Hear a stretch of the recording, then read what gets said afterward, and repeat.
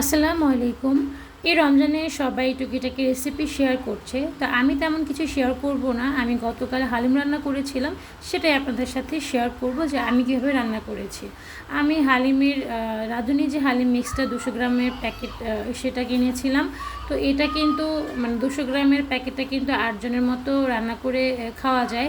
তো আমাদের ঘরে তো আর এত মানুষ নেই, আমরা 4 জন। যতটুকু লাগবে ঠিক ততটুকু নিয়েই আমি আসলে রান্নাটা করছি। তো এর জন্য আমি মাংস যেহেতু কষাবো আলাদা করে, তাই আমি আগে মাংসের জন্য মশলা কষিয়ে নিব।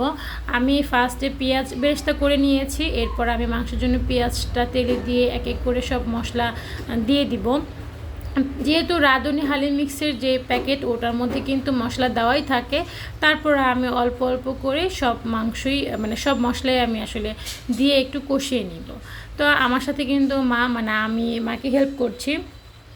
আমি আসলে বলছিলাম একটা একটা করে দিতে, আর মা দিচ্ছে। তো আমি মাংসের জন্য মশলাগুলো সুন্দর করে কষিয়ে নিয়ে, যেন মশলা কাঁচা গন্ধটা না থাকে, সেটা সুন্দর করে কষিয়ে নিয়ে তারপর আমি আবার রাঁধুনির যে মশলাটা মানে হালিমের যে মশলাটা ছিল প্যাকেটের সাথে ওইটা দিয়ে আবার আমি কষাবো। মানে আমি দুবারে মশলাটা কষিয়ে তারপর মাংসটা সুন্দর করে রেডি করে নিব, মানে রান্না করে নিব। তো এই রোজার মাসে হালিমটা তো কম বেশি সবাই খায়। কম বেশি বলতে কি সবাই আসলে পছন্দ করে হালিমটা। আমার ছেলে, আমার ভাই, ওরা তো দুইজন খুবই পছন্দ করে। দেখা যায় যে হালিম রান্না করলে মানে আমাদের থেকে মানে আমার আর আমার মার থেকে আমার ছেলে আর আমার ভাই বেশি খায়। তো আমার মানে আমার কথা হচ্ছে যে রান্না করে যদি ওদেরকে খাওয়াতে পারি সেটার মধ্যে আসলে আনন্দ।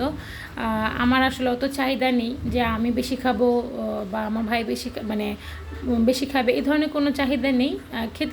খেতে পারলে আসলে হলো। তো যাই হোক, শখ করে রান্না করা আর কি।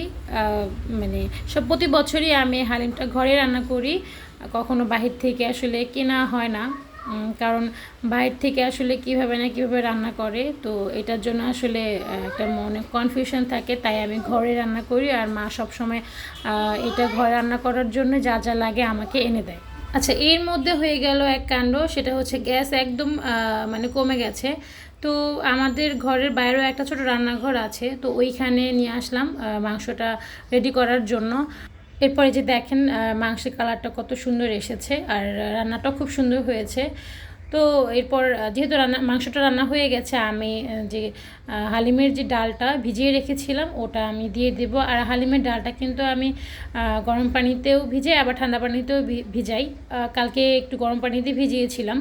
তো এরপর আমি ডালটা দিয়ে দিব। আর হালিমটা কিন্তু খুবই মজা হয়েছে, আমার ভাই খুব প্রশংসা করেছে। আমিও বলবো আপনারা এইভাবে ঘরে রান্না করে পরিবেশন করবেন।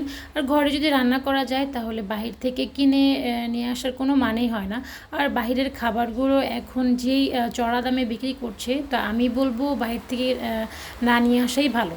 আচ্ছা, আমার এই ভিডিও ব্লগ আপনারা কে কোত্থেকে দেখছেন অবশ্যই কমেন্ট করে জানাবেন। আর এটাও জানাবেন যে আপনাদের এরিয়াতে গ্যাস কেমন থাকে বা কেমন প্রবলেম করে।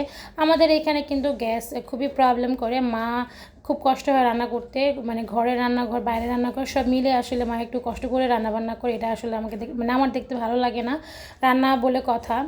তো যেহেতু রমজান মাস চলছে, তো এই যে আমার হালিমটা রান্না হয়ে গেছে। আর যে কোনো রান্নায় কিন্তু রান্না করতে খুব সময় লাগে, আর খেতে কিন্তু একদমই সময় লাগে না।